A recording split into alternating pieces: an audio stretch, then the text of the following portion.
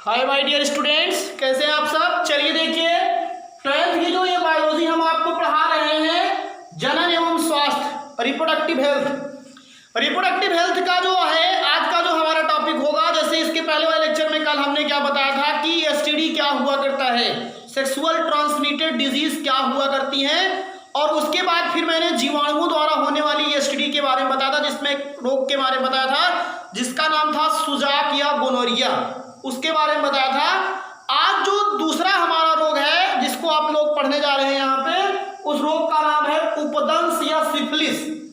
Exam में आपसे जो क्वेश्चन आएगा वो इस टाइप का क्वेश्चन आता है कि यौन संचारित रोग किसे कहते हैं और इनका रोगजनक बताइए, लक्षण बताइए, और इसका क्या ट्रीटमेंट हुआ करता है, इसका क्या उपचार हुआ करता है। ये सब चीजें भी आपसे क्या की जाती हैं, पूछी जाती हैं। तो इन सब चीजों को अगर विधिवत तरीके से आपको ध्यान देना है तो इस पूरे लेक्चर्स को अगर आप समझे रहेंगे तभी आप पूरी बात को एकदम कंफर्म कर पाएंगे। तो सबसे पहले सिफिलिस की बात किया करते हैं। तो ये भी एक जीवाणुओं द्वारा होने वाला क्या हुआ करता है, यौन संचारित रोग है, जिस जीवाणु का नाम होता है ट्रिप्रोनोमा पैलिडम।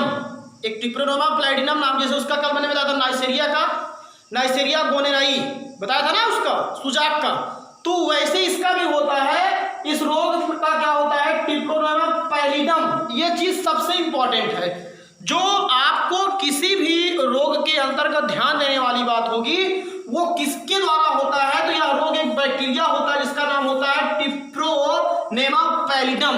ट्रिप्रोनेमा पैलिडम नामक जीवाणु के संक्रमण से क्या हुआ करता है, यह रोग फैलता है व्यक्ति में, जान लीजिएगा।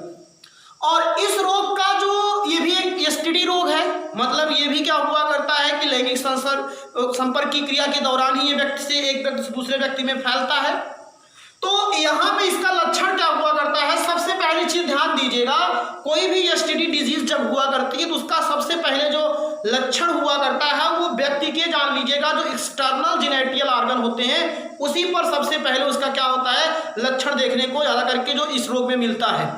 तो इसमें क्या हुआ करता है, जो बाह्य मतलब एक्सटर्नल जो जेनिटल ऑर्गन होते हैं उस पर एक क्या होता है, बैंगनी कलर के घाव बनने लगते हैं। ये भी आप विचार कर लीजिए, उस पे क्या होते हैं, स्पॉट, जैसे दाद वगैरह होती है, उसी तरीके से क्या हुआ करता है, यहाँ पे घाव बनना शुरू हो जाता है आपके यहाँ पे इस रोग के लक्षण में, जान लीजिएगा। और अधिक संक्रमण की अवस्था में क्या होता है, रुधिर स्राव होता है, लकवा होने लगता है, यहां तक तो जान लीजिएगा पागलपन जैसे भी क्या हो सकता है, लक्षण आ सकता है। किस रोग में, सिफिलिस या उपदंश रोग में आया किया करता है। इस रोग का सबसे पहली चीज ट्रिप्रोनेमा पैलिडम जीवाणु आप याद रखेंगे कि किसके संक्रमण से होता है, और लक्षण में मैंने बता दिया कि ज्यादा करके इसमें घाव, आपको जलन होती है, घाव होता है, वहां पे पीड़ा दर्द होता है, जान लीजिएगा। और फिर उसके साथ साथ क्या हुआ करता है, ब्लडिंग होगी, बहुत ज्यादा खराब कंडीशन होगी तो पैरालिसिस होती है, ये पागलपन। और इस रोग का जो ट्रीटमेंट किया जाता है, जो उपचार किया जाता है, उसमें टेट्रासाइक्लिन, मैंने बताया है कि जो जीवाणु होते हैं और वायरस होते हैं, जीवाणुओं के लिए खास तौर से इनको नष्ट करने के लिए एंटीबायोटिक्स जो हुआ करती हैं उन्हीं का प्रयोग किया जाता है। तो इसको नष्ट करने के लिए क्या किया जाता है, एक टेट्रासाइक्लिन और पेनिसिलिन। कल मैंने जब उसमें बताया था तो उसके लिए भी पेनिसिलिन बताया था, सुजाक और गोनोरिया के लिए भी। और जानते हो पेनिसिलिन बहुत इंपॉर्टेंट है, इससे तो जीके का क्वेश्चन पूछा जाता है कि पेनिसिलिन क्या है। पेनिसिलिन एक एंटीबायोटिक मेडिसिन है। ये कहां से निकाली गई थी, पेनिसिलिनियम नोटेटम एक कवक होता है, वहां से इसको प्राप्त किया गया था। किस साइंटिस्ट ने खोजा था, अलेक्जेंडर फ्लेमिंग ने। अलेक्जेंडर फ्लेमिंग ने पेनिसिलिन के टीके की खोज किया था, और एक साइंटिस्ट थे एडवर्ड जेनर। एडवर्ड जेनर ने क्या किया था, चेचक के टीके की क्या किया था, खोज किया था। तो ये वैक्सीन भी बहुत इंपॉर्टेंट होती है, इसको भी आप याद रखा किया करें हमेशा। अगला देखिए, एक बहुत छोटा सा डिजीज है, उसके बारे में भी बता रहा हूं, ध्यान दीजिए, क्लैमाइडिया। क्लैमाइडिया जो होता है, इसका जो, ये भी एक एसटीडी डिजीज है। क्लैमाइडिया ट्राइकोमेटिस नामक जीवाणु के संक्रमण से होता है। एक चीज थोड़ा ध्यान दिया करो सब लोग कि जैसे जो ये रोग होता है, ज्यादा करके उस रोग का जो नाम होता है और उसके रोगजनक का नाम होता है, मिलता रहता है। तो आपको एक केवल रोग अगर मालूम हो गया तो रोगजनक का भी नाम है। रोगजनक किसे कहते हैं, जिसके कारण रोग उत्पन्न होता है उसको रोगजनक कहते हैं।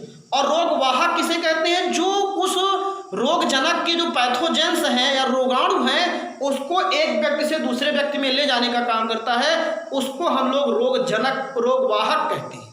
ये ध्यान दीजिएगा, नहीं तो आप सोचो कि रोगजनक और रोगवाहक, जैसे अभी कहा जाए मलेरिया रोग होता है तो मलेरिया रोग का जो रोगजनक है वो आपका जो हुआ करता है वो प्रोटोजोन्स है।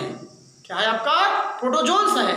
और जो उसका रोगवाहक होता है वो आपका मादा एनाफिलीज होती है। क्या हुआ करती है? आपकी मादा एनाफिलीज होती है। तो ये ध्यान दीजिएगा, मच्छर के कारण नहीं होता है, मच्छर उस रोग को एक से दूसरे रोग में फैलाने का काम करता है।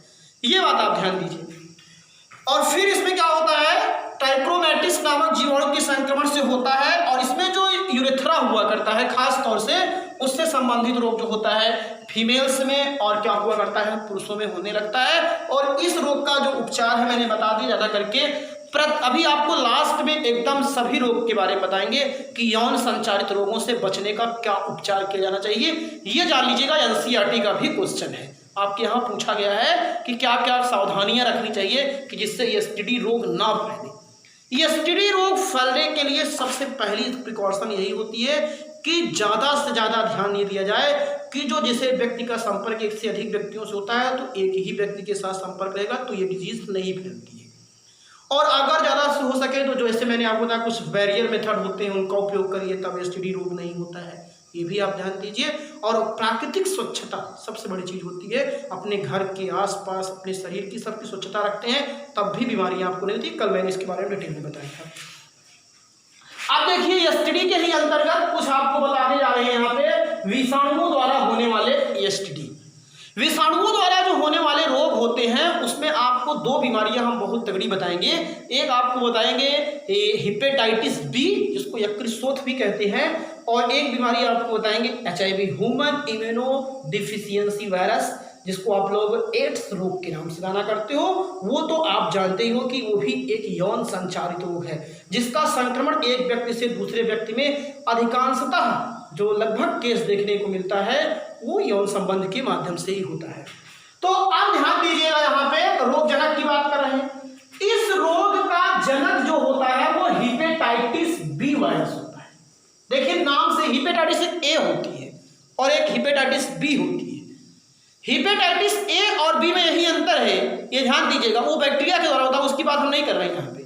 हम हेपेटाइटिस बी की बात कर रहे हैं जो वायरस के कारण होता है। और इसका पूरा का पूरा एकदम संचरण जो होता है जैसे एड्स का होता है वैसे इसका भी होता है। ये भी आप ध्यान दीजिए हेपेटाइटिस बी का। तो यहाँ पे देखिए जो कहा गया है इस रोग का जनक जो होता है hepatitis B virus, hepatitis B virus HBV, इसलिए इसको कहा गया हेपेटाइटिस बी वायरस होता है। लक्षण क्या बताएगा इसमें? देखिए एक लिखा गया है यकृत शोथ, मतलब कि इस रोग में क्या हुआ करता है मुख्य रूप से, वैसे भी हेपेटिक सेल कहाँ पाई जाती है? यकृत में पाई जाती है, इसीलिए इसका नाम हेपेटिस रखा भी गया हेपेटाइटिस। तो इसमें मुख्य रूप से जो ये जब रोग होता है जान लीजिएगा तो इसमें मुख्य रूप से यकृत की कोशिकाएं प्रभावित होती है मेनली, और उन्हीं यकृत की कोशिकाओं में क्षति होती है। और जब यकृत की कोशिकाओं में क्षति हुआ करती है तो जिसके कारण जान लीजिएगा अगर बहुत केयर ना किया जाए तो यहाँ तक आदमी को मार भी डालता है, ये आप जान लीजिए। और यकृत से संबंधित एक रोग होता है पीलिया, तो इसमें जब होता है तो पीलिया भी आपको दिखाई देने लगता है। बहुत ज़्यादा आपको भूख नहीं लगेगी जान लीजिएगा। और फिर आपको क्या होगा, मिचली आती है, चक्कर आता है और सर आपका शरीर दुबला पतला होता जाता है। ये सब इस रोग के क्या होते हैं? लक्षण होते हैं। इसमें मुख्यतः यकृत की कोशिकाओं की क्षति होती है, अतः इसे यकृत शोथ भी कहते हैं। और इसमें जो रोगी होता है उसमें फ्लू, स्वाइन जैसे लक्षण, स्वाइन फ्लू जैसे, और फ्लू या मिचली आना, भूख की कमी और पीलिया, पीलिया मतलब जॉइंटिस होता है जैसे लक्षण दिखाई देने लगते हैं। इस रोग के विषाणु का संक्रमण जो होता है यूरिन के माध्यम से भी फैलता है जान लीजिएगा। जिस व्यक्ति को हुआ है उस व्यक्ति ने यूरिन फिल्ट्रेट किया, उसके संपर्क में जो व्यक्ति आते हैं उनमें भी ये वायरस फैल जाता है, ये जान लीजिएगा। और अगली चीज इसका उपचार, अभी तक तो इसका जैसे मैं बता रहा हूँ कि ज़्यादा करके ये होता है कि रोग अपने आप ठीक हो जाता है। और ज़्यादातर के इस केस में क्या करना चाहिए कि अपने आसपास स्वच्छता रखना चाहिए, साफ सफाई रखनी चाहिए, तब भी ये रोग नहीं फैलता है जान लीजिएगा। पानी जो पीजिए वो स्वच्छ होना चाहिए। और दूसरी चीज़ क्या होना चाहिए, अभी हाल में भी आप कह सकते हो कि इसका वैक्सीन भी तैयार किया गया है। हेपेटाइटिस बी के लिए क्या किया गया है, हेपेटाइटिस बी वैक्सीन क्या की गई है, तैयार की गई है और इसका उपयोग किया जाता है। और स्वच्छता पर ध्यान देने से भी इस रोग से क्या किया जा सकता है, बचा जा सकता है। तो इस तरीके से हमने क्या किया, आज आपको 3 डिजीज के बारे में बताया जो एसटीडी है, जो यौन संचालित रोग हुआ करते हैं। तो आज का सेशन या लेक्चर यहीं पे हम समाप्त करते हैं। थैंक यू, धन्यवाद।